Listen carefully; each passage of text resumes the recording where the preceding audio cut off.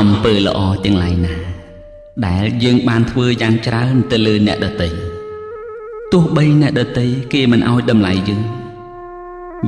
កុំស្ដាយអំពើល្អដែលជួយទៅលើមនុស្សខុសយ៉ាងណាក៏យើងបានធ្វើល្អជួយគេអស់ពីចិត្តពីថ្លើមវាជាកុសលផលបុណ្យរបស់យើងទេមនុស្សដែលមានសេចក្តីស្រឡាញ់រាប់អានស្មោះត្រង់រមែងមិនចង់បានអ្វីពីគេទេមានទឹកចិត្តល្អស្មោះសរចង់ជួយគេគ្រប់សពបែបយ៉ាង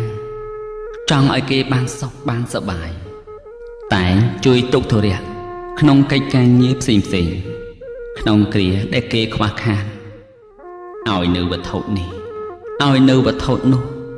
ជាថ្នូរនៃសេចក្តីស្រឡាញ់រាប់អានដែលខ្លួនមានចំពោះទៅលើអ្នកដទៃនិយាយដោយពាក្យល្អប្រកបទៅដោយសច្ចភាពទៀងត្រង់មនុស្សប្រភេទនេះបើរាប់អានអ្នកណាហើយរាប់អានស្រឡាញ់រហូតដល់អស់ជីវិត